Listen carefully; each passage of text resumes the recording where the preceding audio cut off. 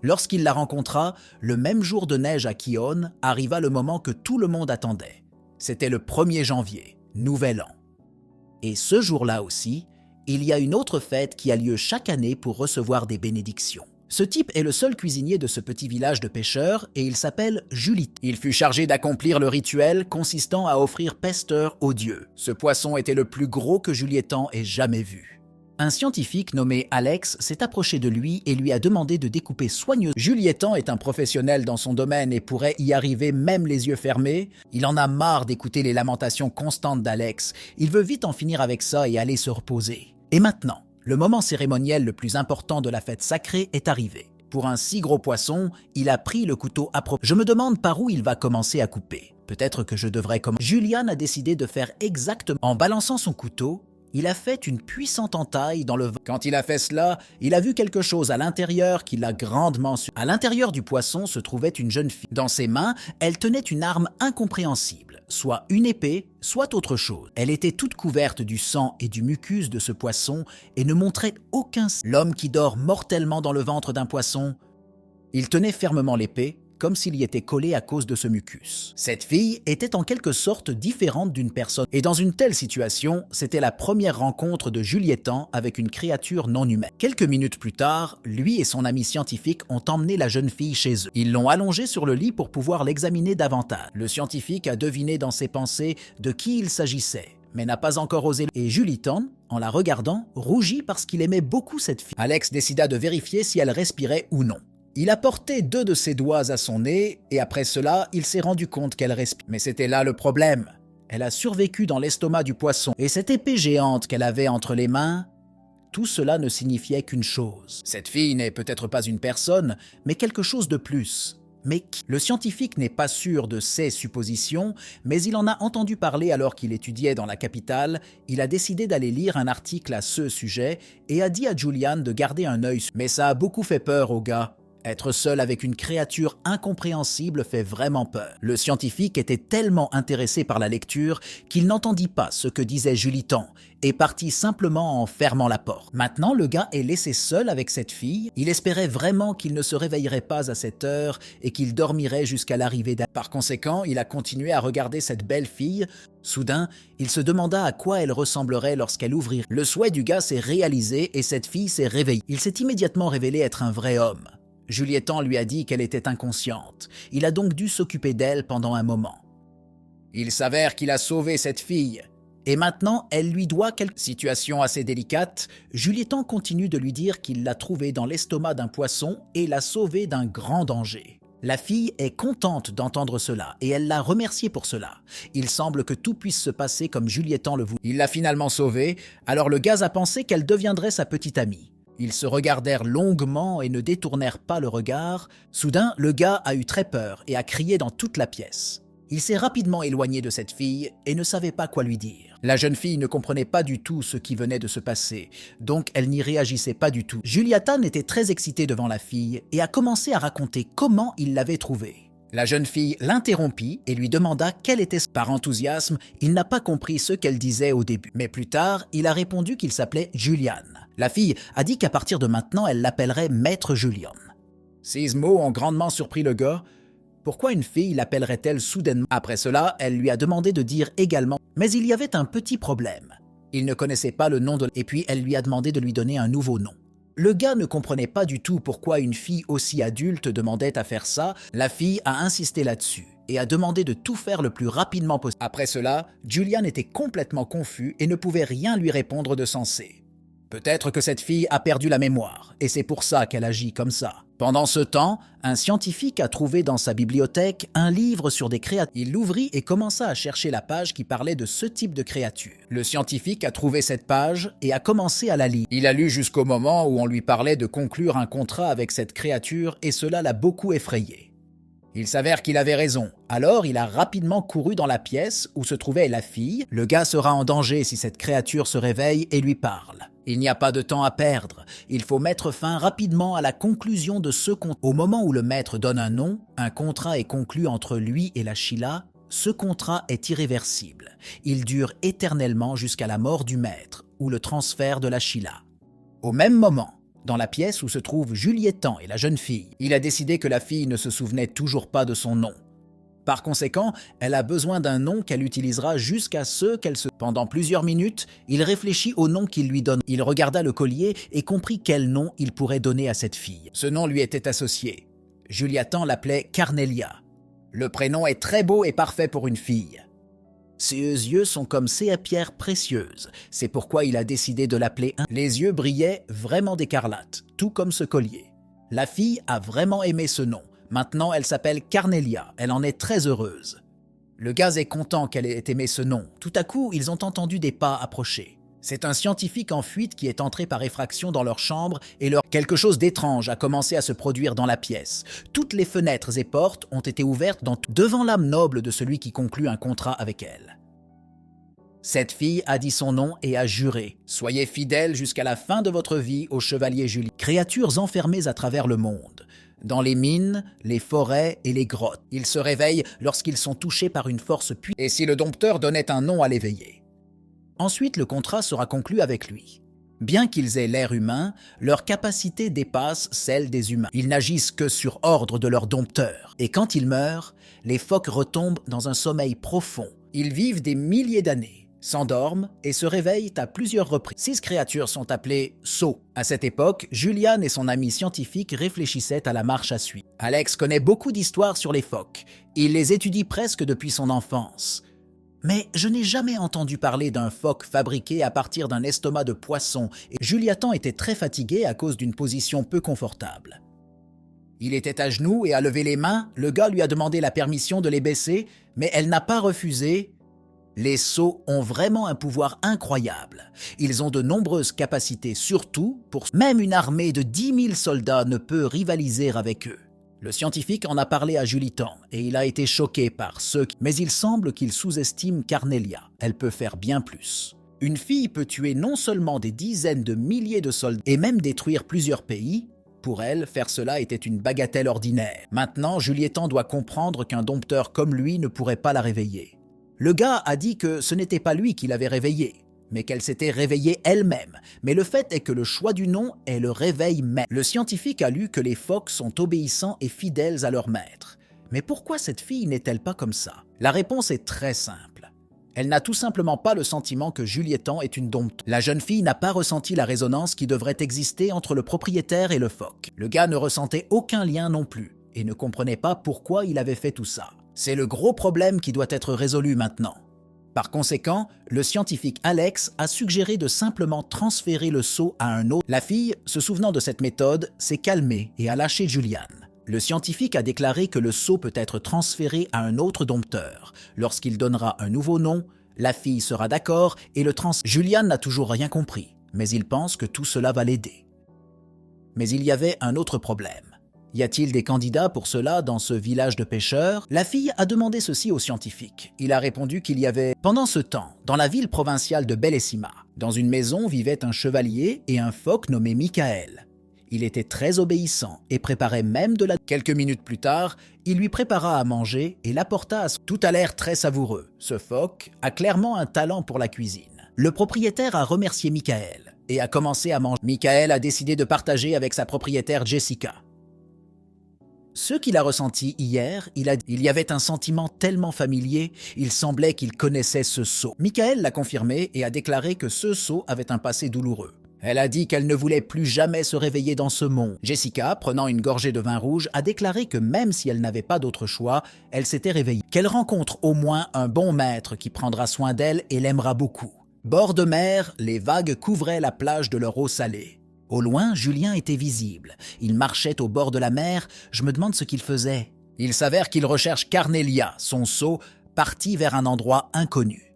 Et ainsi, le gars l'a trouvée. Elle s'assoit au bord de la mer et regarde au loin, rêvant d'une vie merveilleuse. Elle est très triste. Sa vie merveilleuse consistait simplement à dormir et à ne... Elle, remarquant Julian, lui demanda où était le propriétaire et quand il vient. Le gars a répondu que le nouveau propriétaire était très en colère et qu'il l'attendait à la cérémonie. Mais elle parlait de Julian. Pour l'instant, il est son... Le gars n'a rien compris. Il semblait qu'il n'avait pas compris que la fille lui faisait juste une blague. Quoi qu'il en soit, tout va bien. Alors la fille s'est levée du sable et a décidé de l'accompagner. La fille n'est pas sûre que le chevalier soit vraiment venu, il ne ressent aucune force. Pendant ce temps, les cris du fils de Lord Jack ont été entendus lors de l'événement. Il est indigné qu'on le fasse attendre et qu'on ne lui apporte pas un nouveau seau. Son assistant s'est excusé auprès de lui et lui a demandé d'attendre. Le fils de Lord Jack lui a dit de se taire. Il n'est pas venu ici pour parler à des gens comme ça. Le gars est simplement resté silencieux et ne lui a rien répondu, craignant d'être exécuté. Mais plus tard, en regardant vers la droite, il vit Julitan et Carnelio marcher et en parla à son chef. En chemin, ils se sont arrêtés chez Julietan pour récupérer les armes de la jeune fille, qu'ils ont presque oubliées. Le fils du seigneur est tombé amoureux d'elle au premier regard. Il n'a pas pu retenir ses émotions devant elle. Et donc les gars l'ont approché pour transférer le sceau à Lord Jack. Le fils du seigneur ne resta pas immobile et baisa d'abord la main de cette fille. Il regardait la fille de tous les côtés, peut-être qu'il voudrait qu'elle devienne sa femme. Le fils du seigneur l'a couverte de tous les compliments qui existent dans ce monde. Il souhaite ardemment lui donner un nom qu'elle portera jusqu'à la mort de son propriétaire. La fille a dit qu'elle avait déjà reçu le nom de Carnelia de son frère Julian. Le fils de Lord Jack savait tout cela et lui a demandé de ne pas continuer à lui raconter toute... Il a rassemblé tout le monde ici pour la sauver de Julian.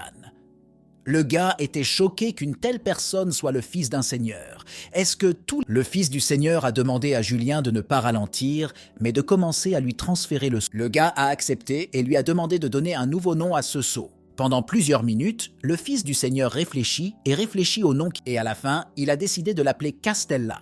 Le nom est si terrible que toutes les personnes présentes ne pouvaient pas croire qu'il avait sérieusement décidé d'appeler son sceau ainsi. Mais si le premier gestionnaire est d'accord, le transfert sera terminé. Julian se demandait si tout allait bien, si la fille aimerait être avec un tel dompteur. Elle a regardé son dompteur et lui a dit de le faire vite. Le fils du seigneur l'a également exhorté et lui a dit que le gars avait accepté cet accord et lui avait donné. Probablement, un chevalier sera meilleur qu'un cuisinier. Avec de telles pensées, il remit la jeune fille au fils du seigneur. Julian accepte le transfert et a prononcé ces mots en guise d'accomplissement des termes du contrat. Le fils du seigneur en était très content. La bave coulait de sa bouche comme un chien enragé. Il s'est approché de la jeune fille et lui a demandé de montrer son visage. Mais la fille a retiré sa main de son visage. Il semble que tout ne s'est pas passé comme prévu. Elle l'a traité de merde et lui a dit de ne plus jamais la toucher. On dirait que son nom reste toujours le même. Carnelia. Cela signifie que les propriétaires sont tellement inutiles qu'ils ne peuvent même pas finaliser le travail. Mais alors, comment Julian a pu la réveiller? Personne ne le savait. Mais la fille est heureuse de ne pas avoir à utiliser ce nom merdique que le fils du seigneur. De tels propos l'ont mis très en colère. Et il a décidé d'agir de... Il veillera à ce que la fille lui appartienne à tout prix. Il semble qu'il connaissait un autre moyen de transférer le... Il sortit son épée et la pointa sur Julien, qui était choqué par de telles actions du fils du... Le gars est tombé au sol d'excitation et lui a demandé de ne pas faire ça. Le fils du seigneur a agi selon le principe selon lequel, s'il s'agit de la propriété d'un roturier, il peut alors être... Après avoir tué Juliatan, il avait prévu de prendre cette fille et de corriger son arrogance. Le gars ne pouvait pas croire qu'il était sur le point de mourir d'une mort aussi stupide et stupide. Jack lui a dit d'être fier, car c'est lui qui se suiciderait inutilement. Mais le gars ne s'amusait pas. Il criait de peur et suppliait d'être épargné. Soudain, Carnelia, brandissant son épée, coupa la tête du fils du seigneur. Un homme qui considère la mort comme un honneur doit mourir lui-même.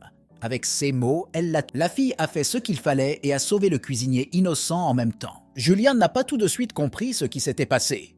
En regardant autour de lui, il remarqua le corps sans tête du fils du seigneur. Cela le plongea dans un grand choc. Mais il y avait encore un petit problème. L'épée préférée de Carnelia était tachée du sang de ce cochon. Le gars ne pouvait pas croire que ce n'était pas un rêve, mais que cela s'était réellement produit dans la vraie. Cette fille a vraiment tué cet homme.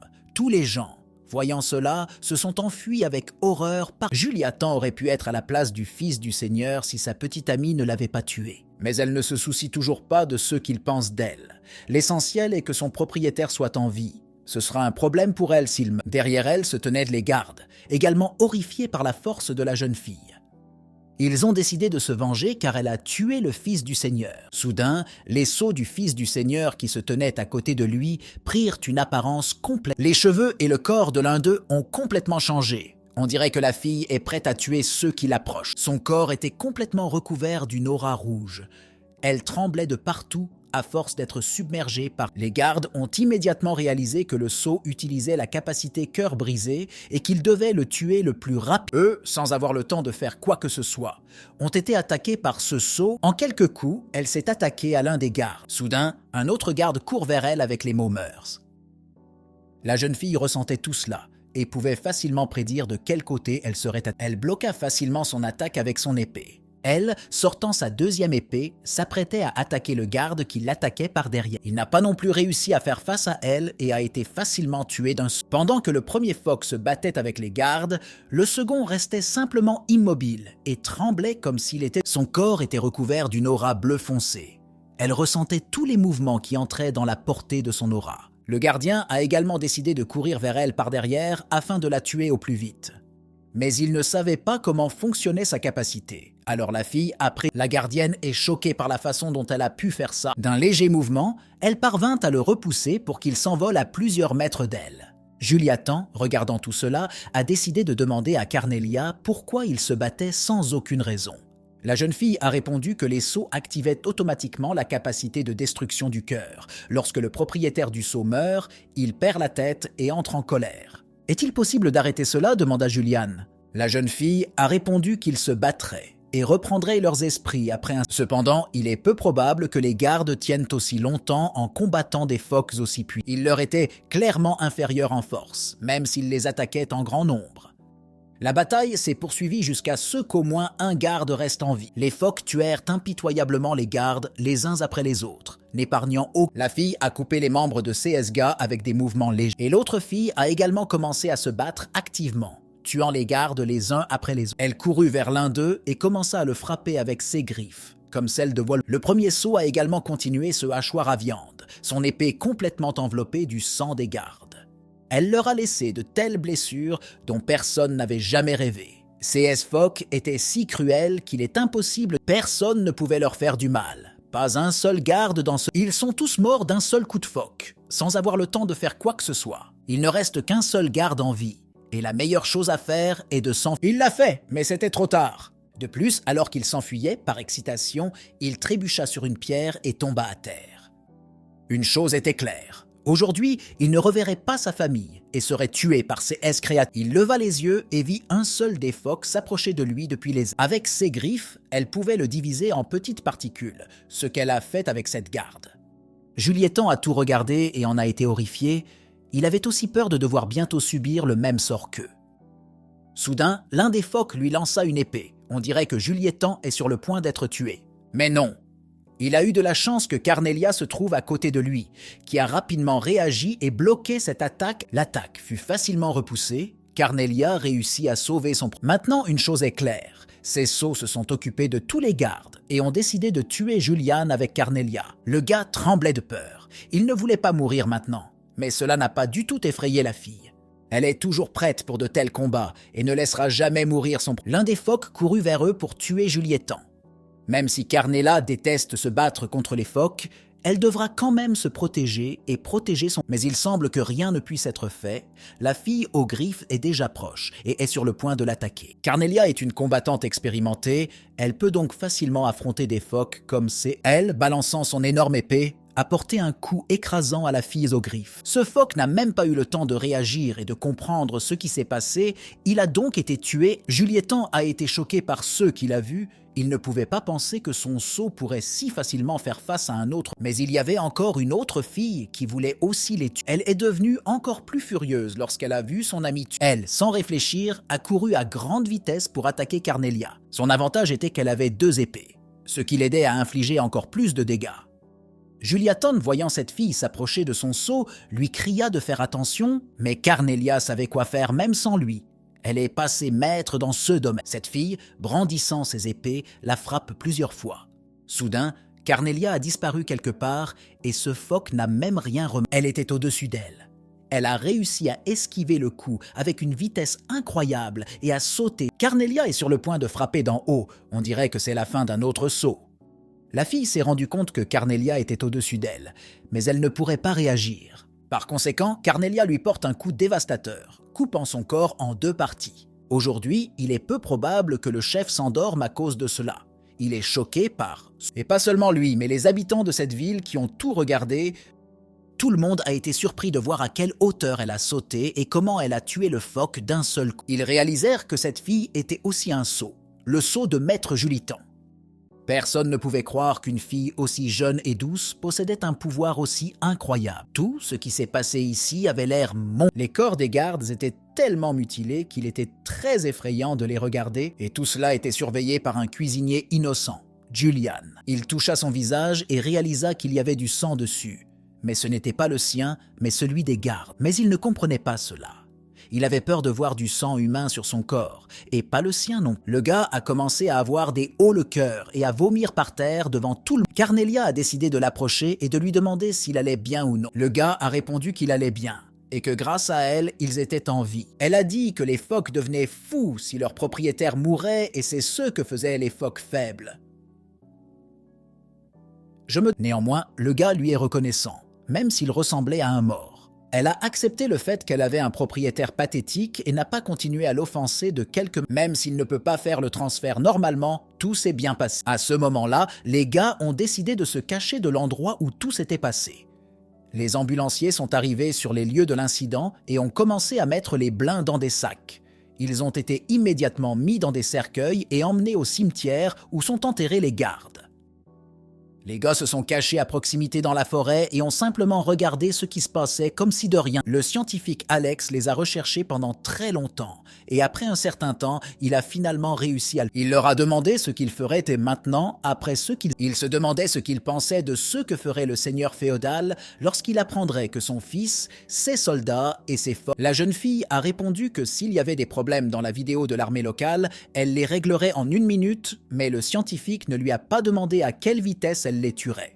Donc le scientifique veut que la fille les tue lentement. La fille s'est avérée plus cruelle que le scientifique ne le pensait. Même si elle massacre toute l'armée du Seigneur, ils enverront une armée et des sots beaucoup plus forts. Par exemple, il pourrait s'agir de l'armée d'un royaume voisin, dotée d'une technologie incroyable, ou même une armée impériale qui surpasse toutes les armées de ce monde. Mais Cornelia ne comprenait toujours pas ce qu'il voulait dire à tout le monde.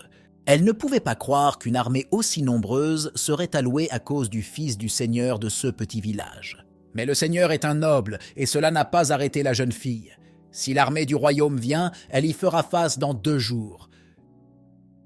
Juliettan ne pouvait plus l'écouter et lui a demandé de ne plus tuer de gens.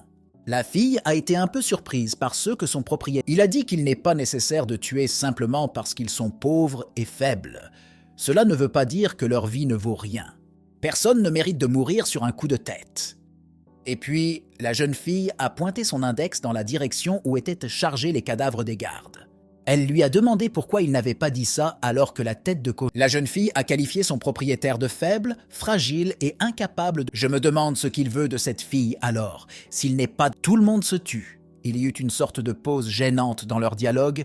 Le scientifique Alex réfléchit à ce qui peut être fait dans... Et à ce moment-là, Julian a dit qu'il irait expliquer la situation au Seigneur et lui demander pardon.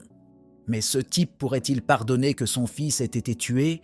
Je me demande comment il va expliquer cela au Seigneur. C'est ce que Cornelia lui a demandé. Juliettan lui a répondu que tu ne le sauras pas tant que tu n'auras pas essayé. Alex a décidé de l'essayer et a pris tous les risques sur lui. Cornelia pensait que C.S. gars était devenu fou et se suicidait ouvertement.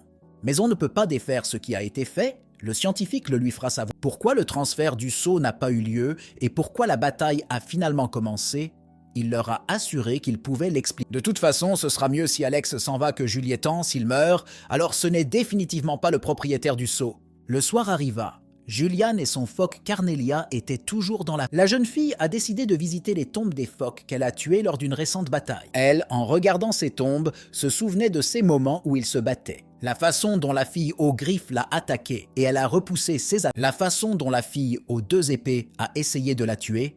Mais pourtant, Cornelia était triste de devoir tuer les siens et en plus, elle détestait le faire.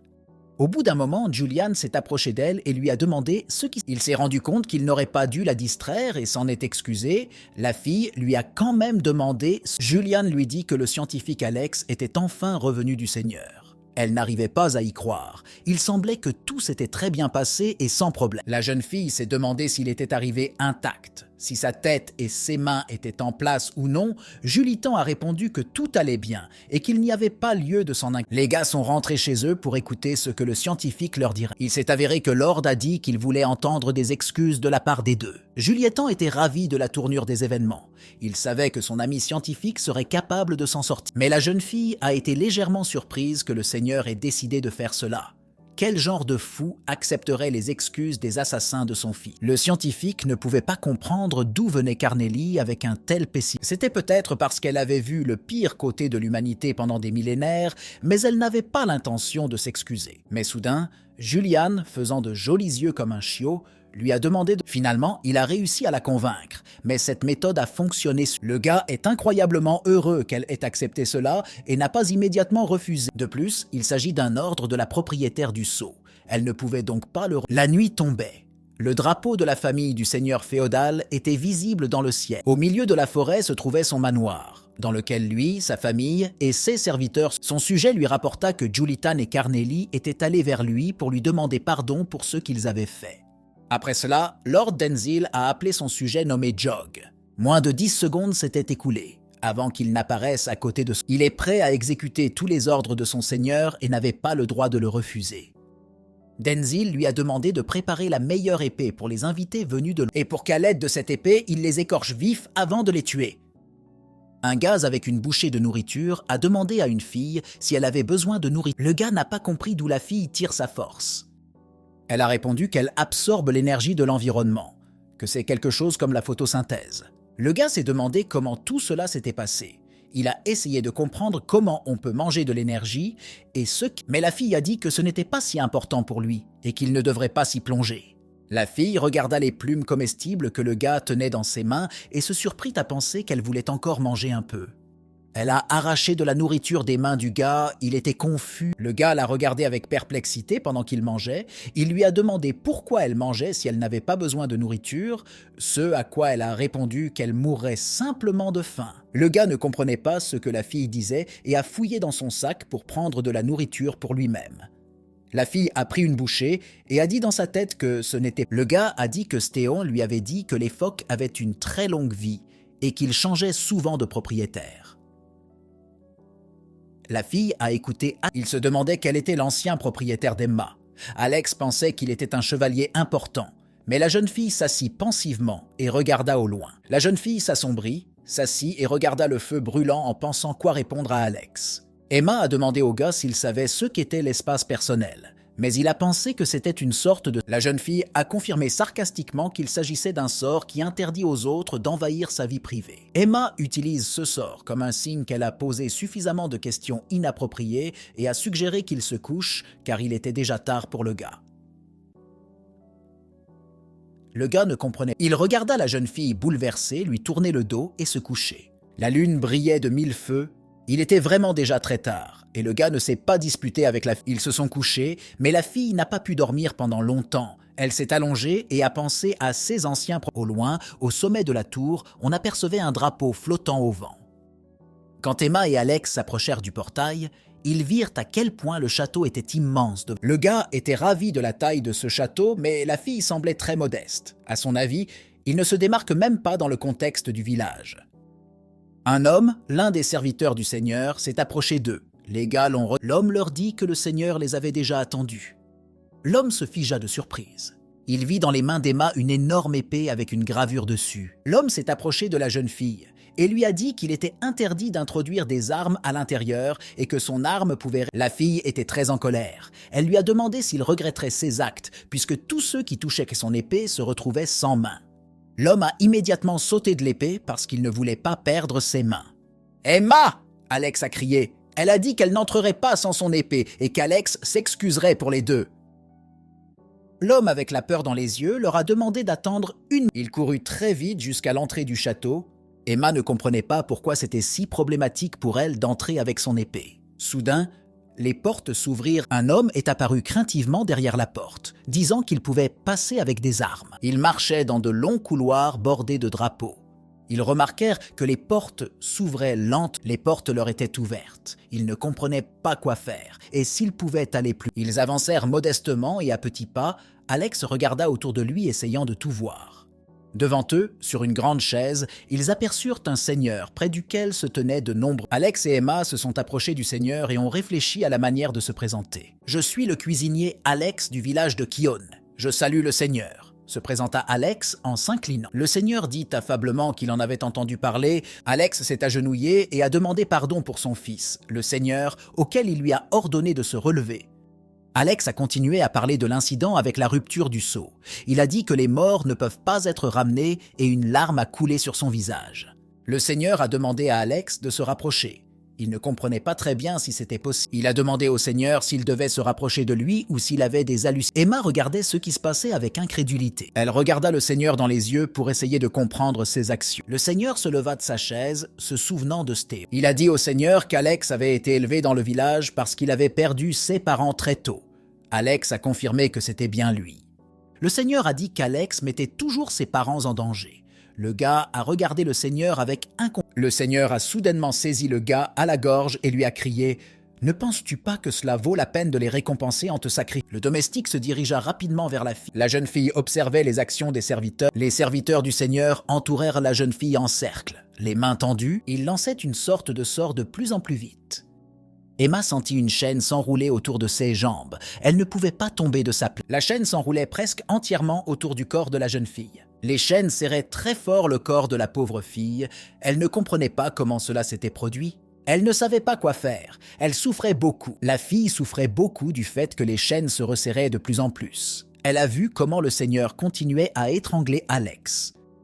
Le seigneur a dit que Stéon avait demandé de lui épargner au moins un village. Le seigneur regarda le gars avec colère et lui demanda s'il pensait que Stéon était très sage pour un gars d'un petit village.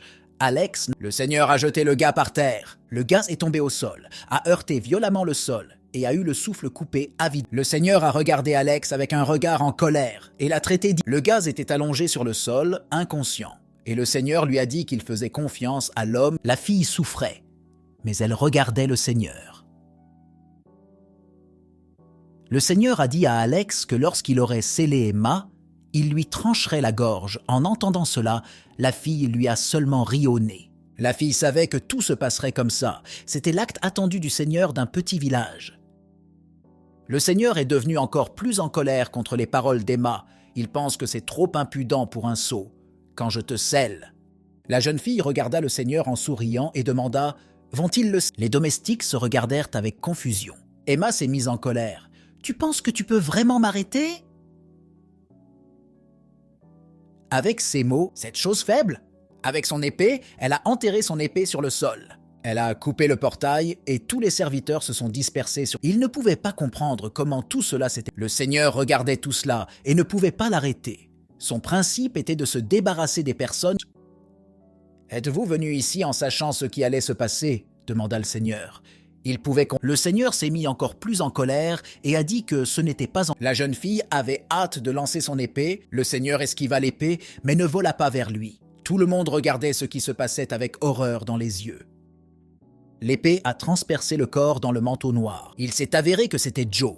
L'épée a transpercé son corps, plaquant l'homme contre le mur de son poids. La jeune fille regarda la scène avec un sourire et était convaincue que cet homme était un atout dans la manche. Le seigneur n'a pas compris comment cela pouvait arriver. La jeune fille se tenait devant le seigneur qui la suppliait de ne pas le tuer. La fille a commencé à lire à haute voix un sort fort. Une lumière apparut près de ses pieds. C'était la lumière de sa magie. La jeune fille était de plus en plus enveloppée de lumière. Le seigneur avait de plus en plus peur. Il ne comprenait pas ce qui se passait et ceux qui l'attendaient. Il observait les mouvements de la jeune fille avec... La couleur des yeux de la fille est devenue rouge. Elle a regardé le seigneur avec beaucoup de colère.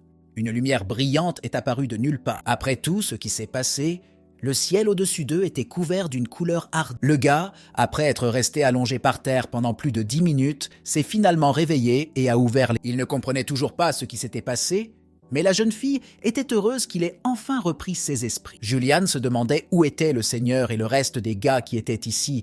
Il semble que le gars ne soit pas encore... Elle, pointant du doigt les ruines, lui dit d'y regarder. Le gars a été très choqué par ce qu'il a vu.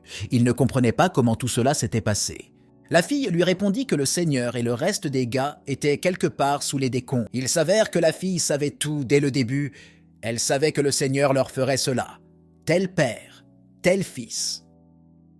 Il y aurait de gros problèmes si on ne s'en occupait pas tout de suite. Juliettan n'a pas besoin de sympathiser avec ce cochon. Après être restés là un peu plus longtemps, ils ont décidé de retourner au village. Ils doivent encore s'occuper d'une affaire. Ce même jour, dans la nuit, de nombreux habitants se sont rassemblés au centre de leur village. Il y avait un énorme bruit. On aurait dit que quelque chose de grave s'était produit. Il s'avère que le CAS auquel les gars devaient s'occuper était le scientifique Alex, qui les avait piégés.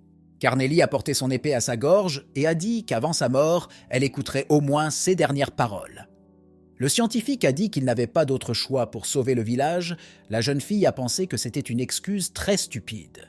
Julian lui a demandé d'arrêter tout cela, car le scientifique Alex a fait cela pour sauver le village. Carnelli a dit qu'elle ne faisait pas ça pour lui. L'excuse pour se faire pardonner la dégoûtait. La jeune fille considérait que tout le monde était hypocrite, et ce serait bien qu'elle devienne comme eux tous, afin de pouvoir vivre et mourir dans l'hypocrisie. Julian a décidé de se rapprocher d'elle pour la calmer. Il n'avait aucune idée de ce qu'elle avait vécu, ni du nombre de personnes qu'elle avait racontées au cours. Mais le gars ne permettra pas à la fille de commettre à nouveau un meurtre dans ce village. Il lui a proposé de l'aider. Il lui a simplement dit d'arrêter de se causer, ainsi qu'aux autres, une douleur aussi. La jeune fille, après l'avoir écouté, a commencé à se demander si cela valait la peine de continuer ou non. Pourtant, elle a décidé d'abandonner ses actions et d'écouter son propriétaire. Elle a dit qu'elle ne le tuerait pas. Et quel genre de maître mendierait son sceau? La fille avait honte de lui. Le scientifique Alex remercie Julian de lui avoir sauvé la vie. Mais le gars n'a toujours pas oublié ce que le scientifique a fait, mais pense qu'il voulait sauver tout le village des actions du Seigneur. Alex avait honte d'avoir fait ça à son camarade, même si cela coûtait la vie à tout un village. La fille a rappelé à Julian qu'il lui avait promis qu'il l'aiderait. Le gars avait un plan qu'il voulait mettre en œuvre, et avant qu'il ait eu le temps de le dire, la fille, elle lui a dit de devenir chevalier et de la transmettre à un autre chevalier avec... Le gars a été un peu surpris par cela, car il avait une idée complètement différente et un plan complètement différent. Carnelli a suggéré à Julian d'aller en ville. Elle est sûre qu'ils y trouveront quelque chose. Le scientifique a dit que le commerçant qui est venu acheter cet énorme poisson part demain et peut-être qu'il les emmènera. Comme le voyage serait long, Alex leur proposa de les aider dans les préparatifs. La jeune fille pensait que le scientifique disait cela pour se montrer. Alors elle se retourna silencieusement. Le gars est aussi allé avec elle. Il ne voulait pas croire que son ami lui avait fait ça. Le scientifique Alex avait toujours honte. Il ne pouvait pas les regarder dans les yeux normalement. Les gars ont décidé de rentrer chez eux pour préparer le voyage de demain. Ils se sont réveillés tôt le matin, ont rassemblé toutes les choses nécessaires et sont sortis à la périphérie de ce village. Plutôt bien pour un tel village, leurs nouveaux vêtements et sacs à dos ont l'air vraiment bien. La fille lui a demandé pourquoi il avait besoin d'un sac. Il a répondu que les gens doivent se préparer à beaucoup de choses à l'avance, contrairement aux phoques, mais qu'il n'est pas un chevalier partant à l'avant. Après un certain temps, un marchand les rejoint sur ses chevaux et peut les emmener en ville. Le transport est assez pratique et peut transporter pas mal de marchandises et même plusieurs personnes. Il s'est rapproché d'eux et leur a demandé où les emmener de toute façon. Ils ont répondu qu'il les conduirait à la ville, où il devrait y avoir beaucoup de chevaliers sans prétendants. Le marchand réfléchit aux villes similaires et se souvint de l'une d'entre elles, Bellissima. Il apprit qu'il y aurait un duel royal là-bas dans une semaine. On dirait qu'ils en ont juste besoin car lors de ce duel, il y aura très probablement des chevaliers et le roi lui-même. Le duel est conçu pour que les gens, en s'entretuant, obtiennent la bonne volonté du roi. Mais si les gars disent quelque chose comme ça dans la ville, ils auront des ennuis. Mais ce ne sont que des chevaliers qui participent à un duel royal et Carnelia n'y voit rien de mal. Dans Tulesia, le marchand se dirige vers Sloket. Si les gars montent à bord du navire de ce village, ils auront le temps. Les gars ont accepté et ont sauté sur le cheval tiré par des chevaux. Ils ont un long voyage devant eux. Ils peuvent donc s'allonger et se reposer. Carnelia, regardant son propriétaire, lui a demandé à quoi il pensait et pourquoi il avait un visage si triste. Juliettan lui répondit qu'il était né et avait grandi dans ce village. Il ne pensait pas qu'il partirait d'ici un jour de façon inattendue. La fille, très probablement, ne pouvait pas comprendre ce que ressentait le gars maintenant, même si elle vivait dans ce monde depuis longtemps. Mais elle ne savait qu'une chose, les adieux étaient toujours inattendus pour les gens. Julian a regardé longtemps et lui a fait savoir qu'il ne comprenait toujours rien de ce qu'elle disait. La fille avait un peu honte de ne pas pouvoir transmettre clairement son idée. Alors elle lui a dit qu'il avait arrêté de s'en inquiéter et qu'il avait juste pris. Dès qu'ils auront réglé le transfert du sceau, Julian pourra retourner au village. Tout allait bien, Carnelia était heureuse de pouvoir bientôt passer entre les mains du brave chevalier.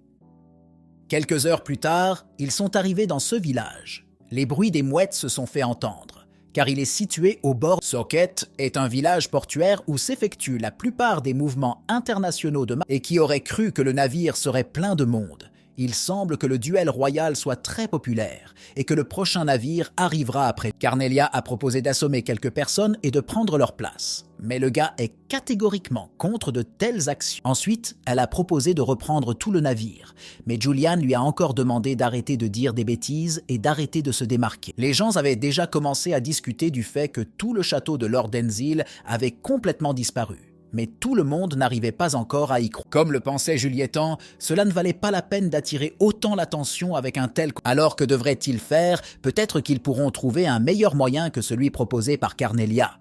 Soudain, un gars s'est approché d'eux et a accidentellement entendu dire qu'ils avaient besoin d'un bateau. Il s'avère que ce type n'a que 2 sièges vides sur le bateau qui se rend dans cette ville. Les gars étaient très intéressés par ça. C'est un grand soulagement pour eux, car ils pourront se rendre au duel royal. Mais ce type a semblé suspect à Carnelia, car chaque navire ici est plein. Mais d'une manière ou d'une autre, par hasard, le sien n'était pas plein.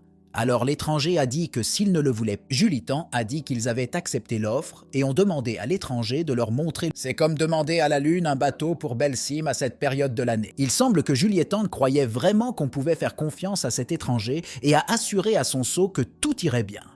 La fille ne pouvait pas comprendre si ce type était très gentil ou simplement stupide, pourquoi il s'était laissé prendre à des... Mais elle n'avait pas d'autre choix que d'écouter son propriétaire et de le poursuivre. De plus, elle doit encore se rendre dans... Au fait, ce type s'appelle Benny et c'est un marin d'un navire de contrebande. Les gars se sont clairement trompés. Ce n'était pas loin ici. Benny a décidé de les emmener au bateau sur lequel ils iraient en ville. Le port avait l'air plutôt bien à cette époque. Il était capable d'accueillir de nombreux navires venant d'autres villes et pays. Et ainsi, ils arrivèrent au bateau sur lequel ils navigueraient vers la ville de Belsim. Le navire est assez grand et a l'air incroyable. Les gars l'ont vraiment... L'optimisme dans le choix de Julian ne connaissait aucune limite. Benny a déclaré que si les vents étaient favorables, il naviguerait vers Belsim. Après avoir examiné le navire, il leur dit qu'ils pouvaient monter à bord de... Ils l'ont naturellement suivi. Il faut tout faire vite pour être à temps pour le duel royal. Alors ils sont montés, et il s'est avéré qu'ils n'étaient pas seuls sur le bateau. Le reste de l'équipage était là, et Benny fit un signe joyeux de la main, ce qui semblait signifier que tout se déroulait comme prévu. Les gars ne semblaient pas très gentils, leur apparence laissait le meilleur. Ils ressemblaient à ceux qui avaient servi dans la zone pendant plusieurs années, de vrais bandits. Julian avait un peu peur de ça, mais il n'y attachait pas beaucoup d'importance. En plus, il a un sceau qui le protégera. Benny les a accompagnés plus loin et on dirait qu'ils vont descendre dans la partie inférieure du pont. Benny leur montra d'un geste de la main qu'ils devaient le suivre en bas, car leurs chambres étaient là. Mais soudain, ils se sont arrêtés parce que Benny voulait leur dire quelques règles. Il a dit que, malheureusement, Julian et Carnelia ne pourront pas se retirer dans la même pièce. Ils sont divisés sur le navire en hommes et femmes, on ne peut rien y faire car ils veulent accueillir autant de passagers que possible. Mais ils étaient confus par les mots sur la vie privée. C'était très gênant pour cela, car ils ne sortaient pas ensemble. Ils n'étaient ni petit ami, ni petit... Benny a remarqué qu'il commençait à être gêné et à penser qu'ils n'avaient pas encore fait l'amour. Alors il a commencé à se moquer d'eux. Il les conduisit un peu plus loin et leur montra l'entrée des chambres des femmes. Et les chambres des hommes étaient situées à l'étage inférieur. Par conséquent, Carnelia est restée ici. Et Benny et Juliettan sont descendus aux toilettes. Carnelia gardait un œil sur Benny car il se comportait de manière assez suspecte. Donc son propriétaire ne doit... Benny, se dirigeant vers la porte, a dit au gars que c'était désormais sa chambre pour la durée du voyage. En ouvrant la porte, il vit une image très étrange devant lui. Il semblait que tout était comme son sceau l'avait deviné. Il y a plus de monde dans cette pièce, mais ils avaient l'air d'être ici depuis plusieurs jours. Juliettan n'a encore rien dit. Il avait envie de s'installer un peu ici et de comprendre ce qui se passe dans cette pièce. Ouais. Les gens n'étaient pas très beaux, et on aurait dit qu'ils n'avaient pas lavé leurs vêtements depuis plusieurs... Quelqu'un dormait et attendait qu'il soit enfin secouru d'ici. Tout le monde n'avait pas déjà de l'espoir pour cela. Soudain, Benny a claqué la porte derrière lui sans expliquer ce qui est arrivé à ses... Le gars a eu peur et a décidé d'essayer de sortir d'ici pour retrouver Carnelia le plus vite possible. Mais Benny s'est avéré pas stupide et a fermé la porte de l'extérieur. Maintenant, le gars ne pouvait plus sortir d'ici. L'une des personnes lui a dit de ne pas s'inquiéter, car la porte s'ouvrirait lorsque le navire quitterait. Mais pourquoi en serait-il ainsi? Juliatan a posé cette question. Il semble qu'il ne savait rien du tout de ce... Il s'est avéré que le navire n'est pas officiellement sur la liste, donc même si l'un d'entre eux disparaît, personne ne le saura. Au fil du temps, Julian s'est rendu compte qu'il s'agissait en fait d'un trafic d'êtres humains. Mais qu'arriverait-il alors à Carnelia et au navire? Le gars, paniqué, a commencé à frapper les portes et leur a demandé de les ouvrir au plus vite. L'une des personnes présentes dans la salle lui a dit de se calmer et de se taire, car il y aurait de gros problèmes. Juliettan a dit qu'il ne pouvait pas perdre une seconde.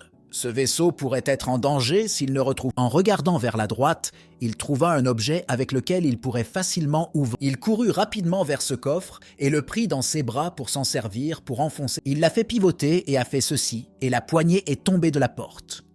Le gars a quand même réussi à ouvrir les portes, et ceux qui l'ont vu ont été, pour le moins, il est sorti de là en courant le plus vite possible pour retrouver son seau.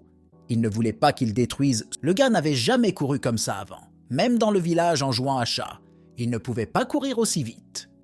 Et tout cela parce qu'il doit retrouver rapidement Carnelia pour qu'il puisse se rendre au duel royal. Il monta d'un étage pour trouver les toilettes des femmes où était censé se trouver son seau. Le mec ouvre la porte d'un coup. C'est bizarre qu'elle soit ouverte. Mais la fille n'était pas dans cette pièce. Je me demande où elle a pu aller. Et soudain, il entendit des bruits étranges sur le pont du navire, comme si on tapait. On dirait que cela a commencé.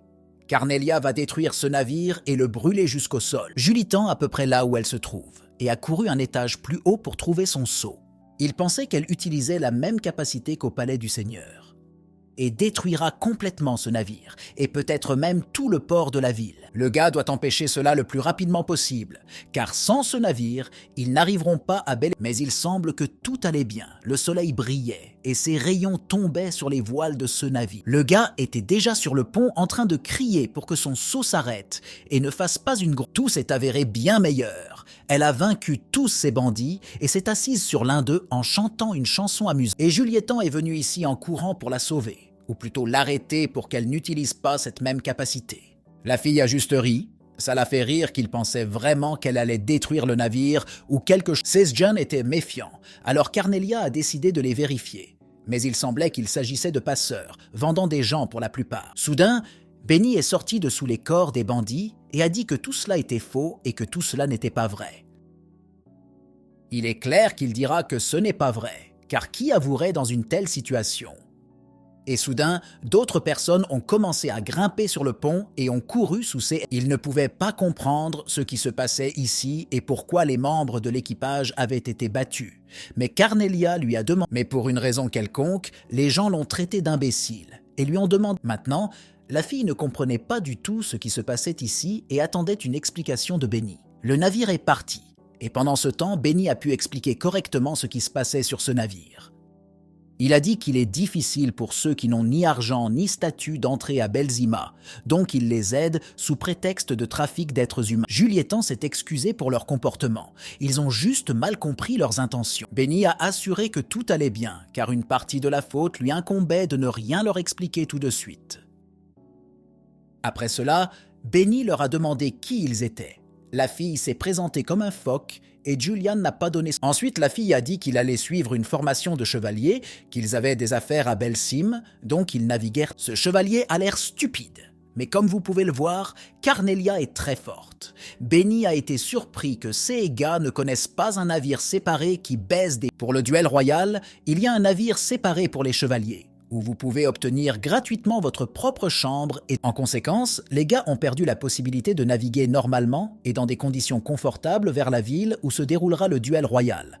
Malheureusement, ce n'était pas le CA sur le navire de Benny, mais cela se voit à l'apparence du navire. Malgré cela, Benny leur a dit qu'ils devaient rembourser la destruction du navire. Les gars n'avaient pas prévu de s'enfuir, mais ils ont donné tout ce qu'ils avaient et ne savaient pas comment rembourser ce... Et puis, ce type a eu une très sale idée sur la façon dont il pourrait. Il a souri et a dit que s'il n'y avait pas d'argent, alors il devrait rembourser d'une... Quelque part dans ce monde existait un empire appelé Okalanta. Elle a une capitale appelée Oberamerg, dans laquelle se trouvait le palais de l'empereur où vivent toute sa famille et ses sujets qui l'adorent comme Dieu. L'empereur se tenait sur le balcon avec une fille mystérieuse. Il faisait vraiment beau à ce moment-là. Elle s'est adressée à lui et l'a appelé Votre Grâce. Mais l'empereur a cru qu'il lui avait dit de l'appeler ainsi lorsqu'ils étaient... Et puis Michel, le sceau de l'empereur, s'adressa à lui autrement, l'appelant Sir Offenbach. Elle a dit que Garance s'était réveillée. L'empereur s'est immédiatement intéressé à qui pourrait la réveiller. Le phoque répondit qu'il ne savait rien du dompteur, mais elle sentit parfaitement sa présence, ce qui signifie qu'elle revint. L'empereur, ayant fini de fumer sa cigarette, décide de regagner sa chambre. Avant de partir, il décida de s'arrêter et de demander une faveur à son... L'empereur se tenait fièrement derrière elle et s'adressait à elle par son... Hermann Offenbach, le premier empereur de l'Empire Okalanta, demanda à son sceau de retrouver Garant et de la lui amener. Pendant ce temps, les gens à bord du navire ont trouvé de la nourriture quelque part. La nourriture a été servie par le phoque de Julian.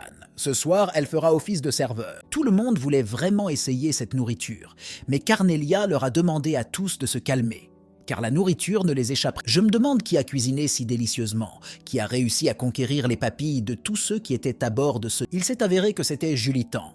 Il a reçu ses compétences culinaires de sa mère, qui lui a appris à cuisiner au village, et il est finalement devenu chef. La fille en a marre de livrer de la nourriture. Les marins mangent vraiment beaucoup, surtout des fritures. Mais tout cela est dû au fait que ces égards-là n'ont tout simplement pas mangé de plats aussi délicieux qu'ils préparaient depuis longtemps.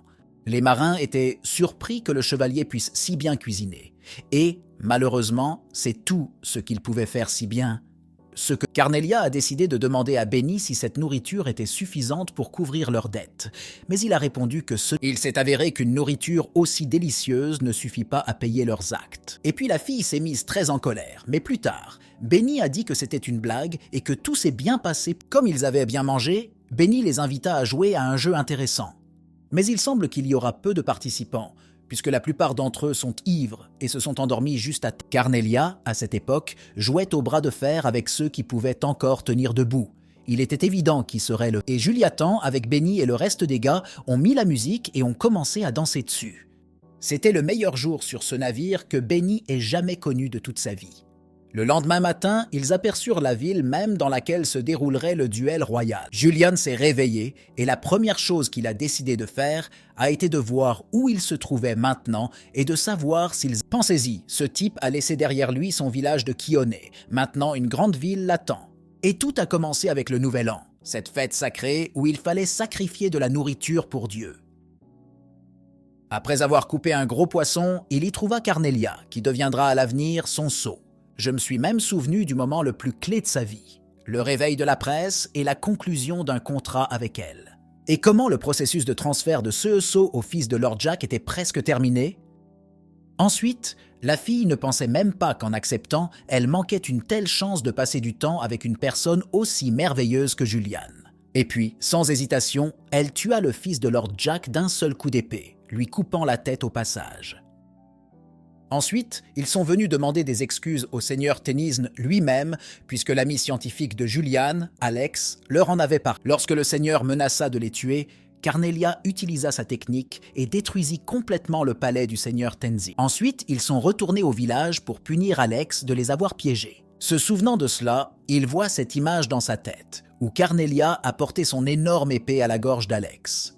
Et finalement, je me suis souvenu de mes paroles selon lesquelles j'avais dit à Carnelia d'arrêter de se faire du mal. Soudain, Benny est arrivé derrière lui et lui a demandé ce qu'il faisait ici si tôt. Juliettan a répondu qu'il pensait juste à son village natal. Il était choqué de voir à quel point ce monde est immense, puisqu'il était lui-même originaire. Comme Benny était allé dans de nombreux endroits, il a invité Julian à lui apprendre une chose ou deux. Il sortit une carte de sa poche et lui montra la ville de Sloket, d'où ils étaient partis. Et dès qu'ils auront traversé cet océan, ils pourront atterrir à Bellesima. Bellesima est l'une des grandes villes du royaume de Risenburg. Et le royaume de Risenburg est l'un des nombreux royaumes de l'empire Esfarkon. Juliettan était très intéressé à écouter ce que Benny racontait. Il veut entendre la suite de cette histoire. Ce n'est pas tout. Au-dessus de l'empire Esfarkon se trouve l'empire et en dessous de l'empire de Kasfarkon, se trouve l'empire de Dalaka. Julian était encore plus convaincu que le monde était effectivement très immense. Mais Benny savait quelque chose d'encore plus étonnant que ceux qui étaient montrés sur... Il n'y est pas encore allé lui-même, mais peut-être qu'un jour Benny a entendu dire qu'une fois que le navire aura traversé l'océan, vous pourrez voir une plus grande partie du continent que tous les continents. Il voulait faire le tour du monde et aider tous ceux qui en ont besoin. Benny lui a dit que Julietan lui faisait savoir quand il aurait besoin d'un tour à l'avenir. Il a promis de le faire si on lui le demande. Quelques minutes plus tard, le navire accostait au port de la ville et débarquait tous les passagers qui allaient débarquer ici. Julian et son sceau ont également quitté le navire, ont remercié Benny et lui ont dit au revoir. Benny leur a également dit au revoir dans l'espoir de les revoir bientôt. Et la voici, la ville de Bellissima, une des belles et grandes villes de ce royaume. La ville était pleine de monde, c'était très bruyant. Comme il sied aux grandes villes, les gars ont décidé d'explorer. Le temps ici est si chaud par rapport à Kion et Sloket. Il y a tellement de monde et les bâtiments sont si immenses. Tout cela a beaucoup surpris Juliatan, bien sûr, c'est la ville impériale d'Esfarcon. Le sceau lui a demandé d'arrêter de regarder tout comme un imbécile du village. Vous devez ressembler à un chevalier. Benny a également dit que la taverne et la nourriture... Mais il semble que Juliatan ne l'ait pas écouté, mais à regarder comment un homme étrange sortait d'une pièce. Le gars pensait que c'était un animal dangereux qui pouvait marcher sur deux pattes. Cela a mis Carnelia très en colère, car elle lui avait parlé un jour de ces créatures. On dirait que le gars voit un orc pour la première fois. Et c'est vrai qu'il a de nombreuses façons de montrer sa bêtise. Les orcs sont l'une des nombreuses races, une race indomptable dans le passé.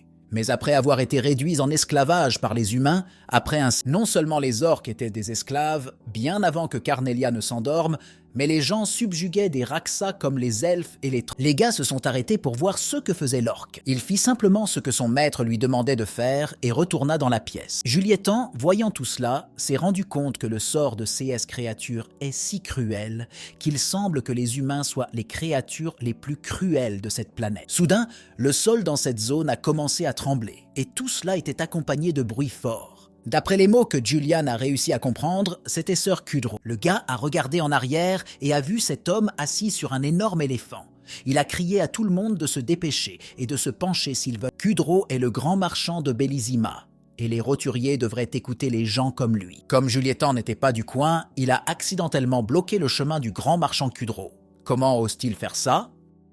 Kudro s'est vraiment mis en colère contre ce type et l'a traité de plus bête. Le gars était très en colère parce qu'il ne savait pas ce qu'il avait fait de mal et pourquoi un gars sur un énorme éléphant lui criait dessus. Kudro, le traitant de salaud arrogant, a également déclaré qu'il ne lui pardonnerait pas et qu'il le tuerait. L'éléphant, levant son énorme patte, était sur le point de marcher sur cet innocent et de l'écraser. Son sceau était préparé pour une telle tournure des événements.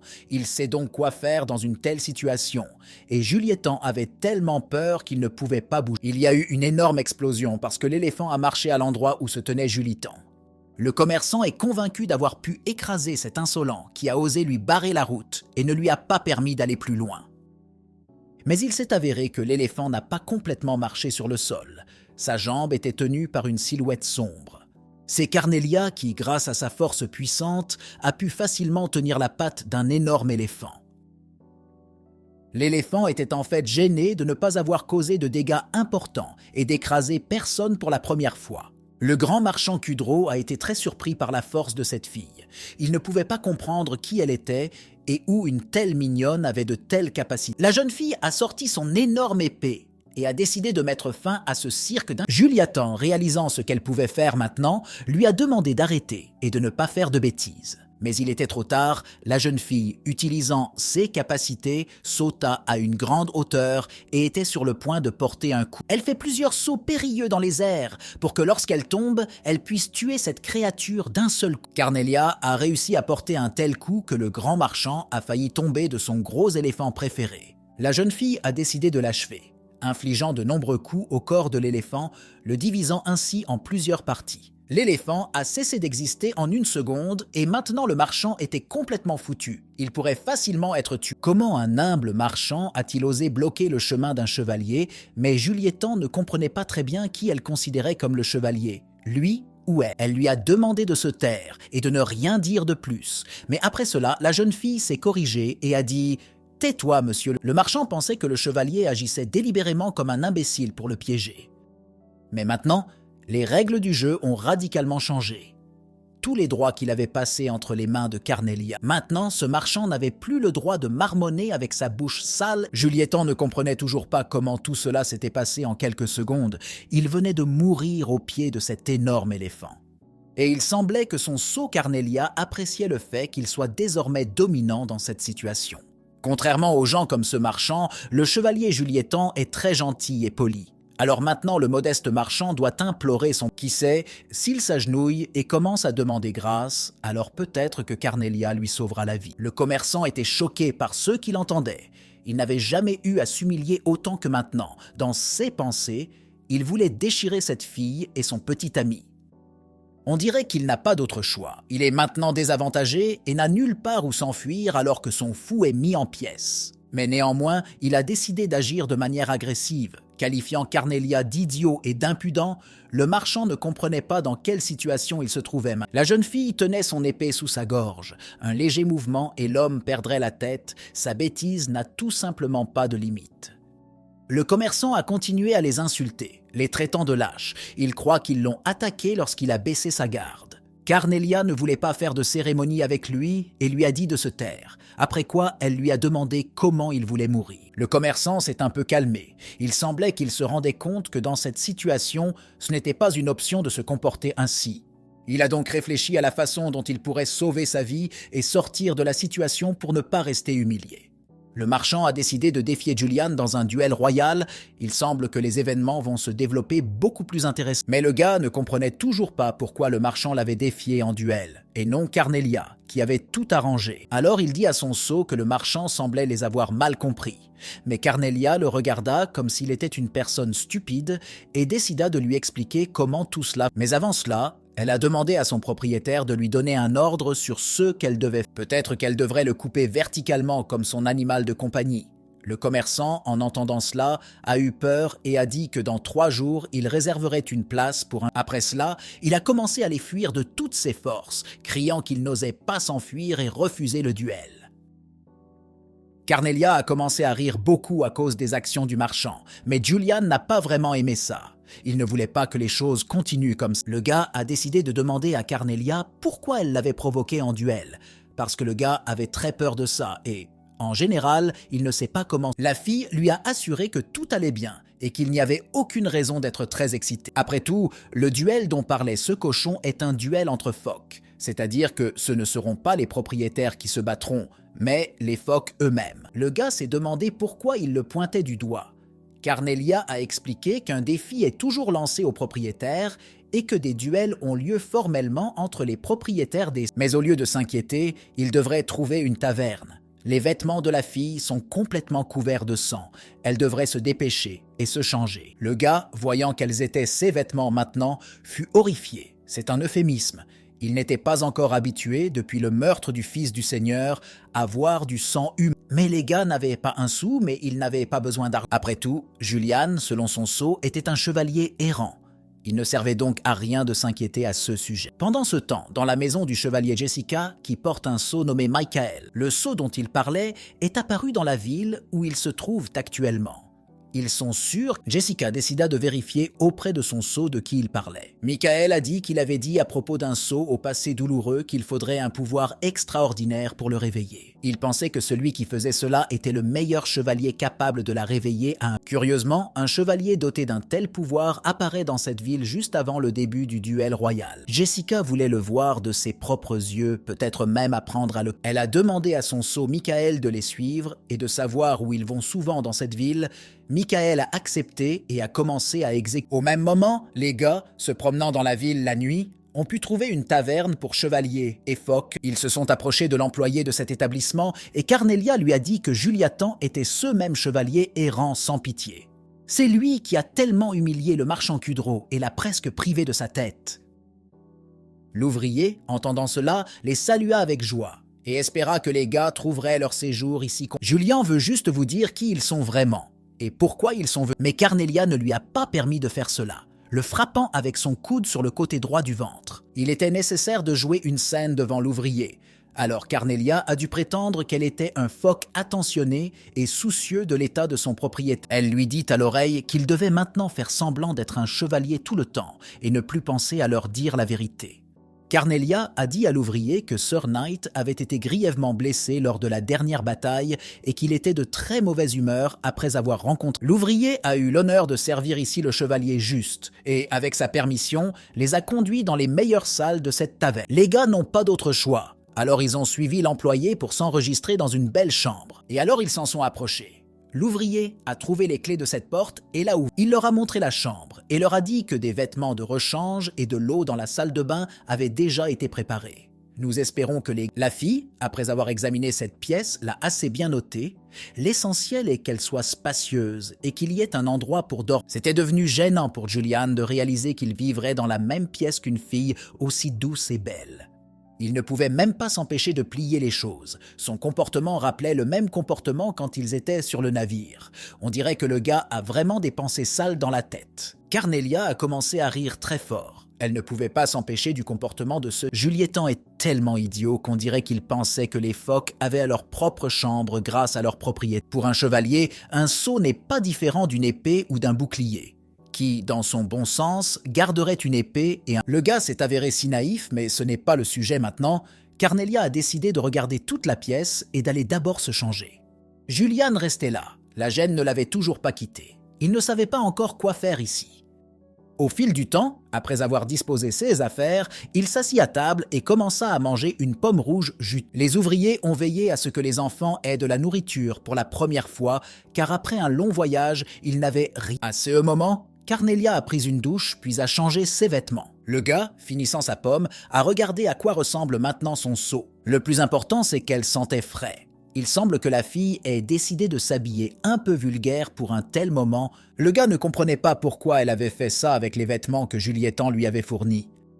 La jeune fille lui a dit qu'elle avait adapté ses vêtements à ses préférences, car elle ne voulait pas porter de vêtements démodés. Elle était peut-être même en avance sur son temps et a été la pionnière d'un nouveau... Pourtant, c'est cool d'être un chevalier avec un tel sceau et on lui a donné une chambre, de la nourriture et des vêtements. Mais le problème est que Julian n'était pas un vrai chevalier. Il a constamment peur qu'il soit bientôt révélé. Carnelia lui dit qu'il ne devait pas avoir peur de cela. Car qui pourrait soupçonner qu'un chevalier errant impitoyable puisse être remplacé? Car l'employé de la taverne tremble. Soudain, le sceau sentit une forte énergie entrer dans cette taverne. Elle a même sauté de sa chaise à cause de cela.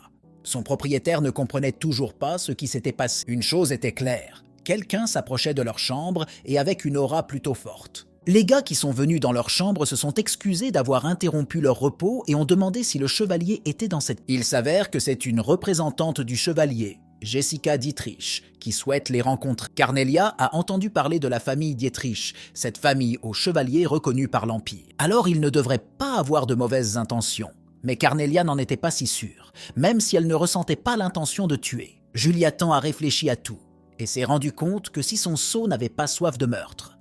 Puis il décida de les laisser entrer en leur disant qu'ils pouvaient entrer dans leur chambre. Le chevalier de l'autre côté de la porte entendit la permission d'entrer et leur ouvrit la porte. Elle s'est excusée pour cette visite tardive, mais c'est une réunion importante. La jeune fille s'est présentée comme le chevalier royal de Riesenburg.